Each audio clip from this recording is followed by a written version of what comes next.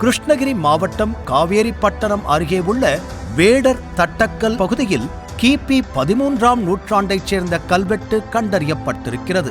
இந்த கல்வெட்டில் குறிப்பிடப்பட்டிருக்கும் பைரவர் சிலைதான் தற்போது காட்டுப்பகுதிக்குள் பொதுமக்களால் வணங்கப்பட்டு வரும் பைரவர் சாமி என்பது தெரிய வந்திருக்கிறது. இந்த பகுதியில் சில பானை ஓடுகளும் செங்கற்களும் காணப்படுகின்றன.